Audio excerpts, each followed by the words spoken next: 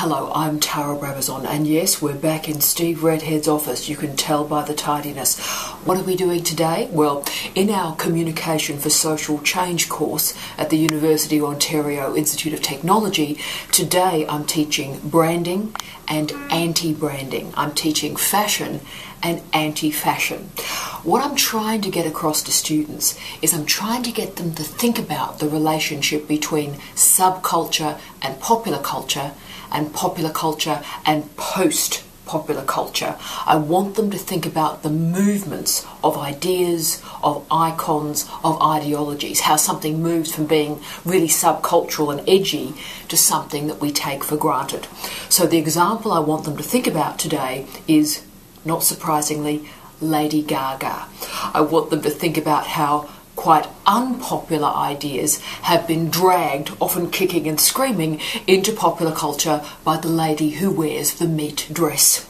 So let's see what my students do when they talk a bit of Gaga.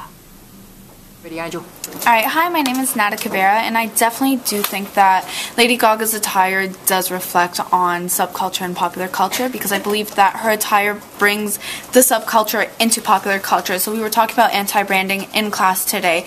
A lot of people go toward, or some people go towards the anti-brand, but then she takes that anti-brand and makes it into popular culture, and which also reflects on her music. So when you look at Lady Gaga's music, she's more like a Madonna of our age. Madonna was like the rebellious woman trying to make social change, and she obviously succeeded in that with her different attires and her different stages in her music industry or music life. So with Lady Gaga, you see her with her different attire reflecting on her music, and her music is also edgy. It's different. It's not something that you really hear Beyonce or someone else singing. It's completely different. So that also goes into the subculture and taking that subculture out and taking it into the popular culture and bringing it forth to her little monsters to follow. So, yeah. Okay, hi, my name is Gaga Popular. I would argue that Lady Gaga's fashion is pop culture.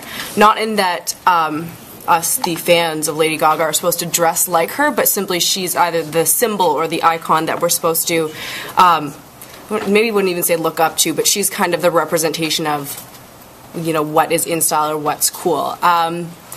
As far as her fashion distracting from the music, her music, I wouldn't say that it distracts from it, but I would say that it adds to it, and that her music wouldn't likely not be as popular as it is if she didn't have that kind of quirky element, which I think she's chosen to express through fashion. She could have done it through a different venue, but I think that she kind of chose that, and she pumped it up, and she went to the next level. But I would say more pop culture than subculture. Hi, my name is Samantha I believe that Lady Gaga does have a role in the fashion industry beyond that of shock value.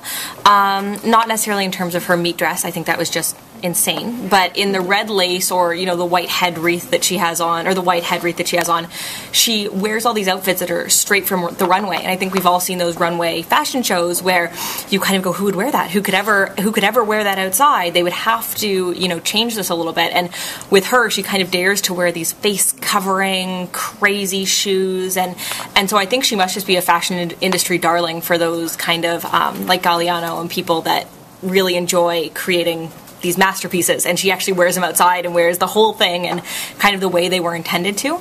So I think she really does have a role in the fashion industry in that terms, not necessarily in a relatable way, but for certain designers. Also, does her subcultural fashion increase the popularity of her music?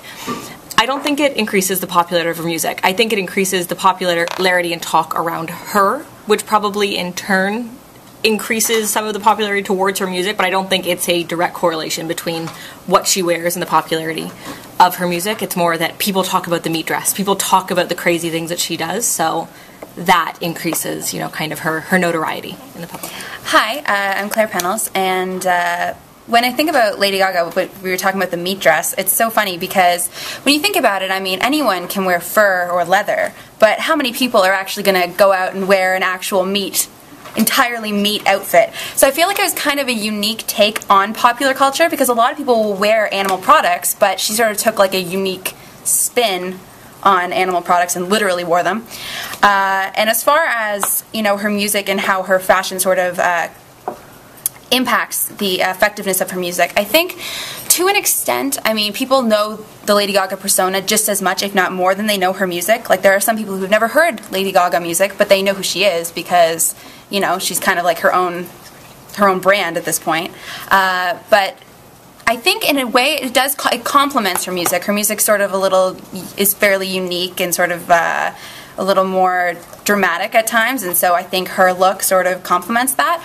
But at the same time, I kind of fear that eventually she's going to outdo herself, because frankly, when you wear a meat dress, you know, what do you wear next year? Like, you have to kind of keep one-upping yourself, and there's only so far you can go. So I think the day she shows up without wearing anything is probably going to be, you know, the final stepping stone for that. So I'm Sarah Wheels, and in terms of Lady Gaga, I think in some ways the shock value she uses in her costumes does increase the popularity of her music, but then there's a whole other population of people, I'm part of them, who think it kind of cheapens her, and there's a lot of artists who just do the shock value routine, and then I just have more respect for the artists like Adele, who just sit next to a piano and it's just their voice that does the talking.